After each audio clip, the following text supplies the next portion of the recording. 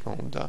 ეს ყველაფერი აუცილებელია, მაგრამ მთავარი სასწრაფო, მთავარი იმედი მაინც ჩვენ უნდა გქონდეს დამყარებული უფალზე, იმიტომ რომ იმზე ყველაფერი ისე მოწესრიგებული ყოფილა და ხანდახან უფალს ერთი ხელის მოსმით დაუნგრევია. აი მაგალითად ტიტანიკი ავიღოთ. 1912 წელს მოხდა ეს ამბავი და იმ დროს ტიტანიკი იყო ტექნიკის უკანასკნელი სიტყვით აგებული გემი. ასეთი გემი მაშინ არ არსებობდა.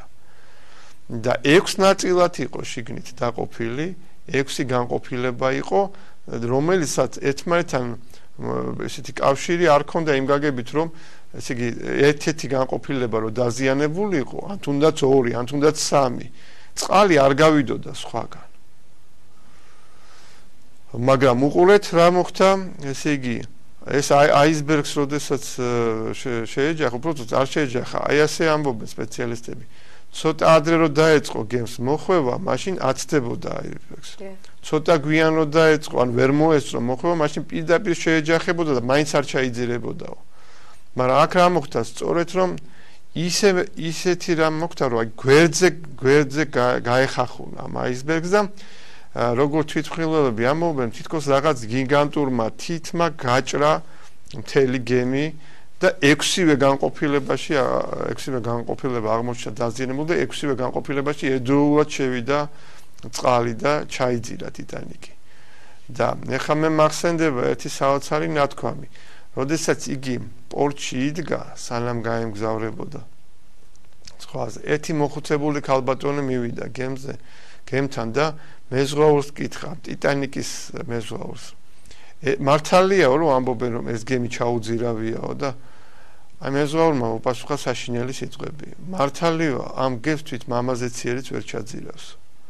და თითქოს აი ის გიგანტური თითი, რომელიც ზოგადად ეხლა საუბრობ, თითქოს უფლის ხელი იყო ის, ყველას ანახა რომ არ არის საჭირო ამ პარტავნება და ზედმეტი დაყნობა საკუთარ შესაძლებლობებზე. ერთ წამში შეუძლია ნაცარტულად აქციოს მთელი ესე იგი გათვლები და ტექნიკური, ასე ვთქვათ, უზრუნველყოფა ნებისმიერი მოწყობილობის. და ამიტომ არის ეს ძალიან მნიშვნელოვანი რაღაცა გახლავთ. აი მნიშვნელოვანი მაგალითია ტიტანიკი რა. ამ კუთხით უნდა შევხედოთ, სულ ამ კატასტროფას უბრუნდება ხოლმე კაცობრიობა სხვადასხვა თვალთახედვით, იქ განძი ჩაიძირა, იქ ადამიანები გადარჩენ, ვინ როგორ გადარჩა, იქ ორკესტრი უკრავდა, როცა იძირებოდა, შემდეგ ამ ტიტანიკის ცოცხლად დარჩენილი წევრები იყვნენ, ვინც მაშინ ბავშვი იყო და ბოლო ახლახანს გარდაიცვალა და რაღაცა აი ამ საკითხებზე გაუთავებელი საუბარი ხან ფილმებს იღებენ, მაგრამ აი ეს მომენტი ყურადღების მიღმა რჩება, რომ როგორც ჩანს, მაინც ადამიანები თავისას დაეყრნენ და აი საშინელი სიტყვები რაც თქვა იმ მეზღვაურმა, ეს როგორ შეიძლება იყო გავრცელებული აზრი თვითონ ეკიპაჟში, გემის ეკიპაჟში და რაღაცნაირად ეს თავზე დაყრდნობილი ადამიანები იყვნენ და ესე ბევრი შემთხვევა იყო ესე არა მარტო ტიტანიკის, სხვა თვითმფრინავები ჩამოვარდნენ, სარაკეტო ხომანდები დაღუპულან,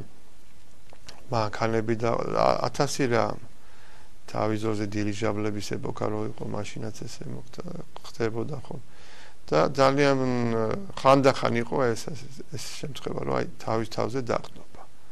თავის მასე კიცე დგომა ვითომ და სინამდვილეში ეს არის არამყარ ნიადაგზე ყოფნა და ჩვენ კიდე დავემყაროთ უფალს და მაცხოვარს ჩვენსას იესო ქრისტეს, რომელიც არ დაგვაღალატებს და არ გვიღალატებს.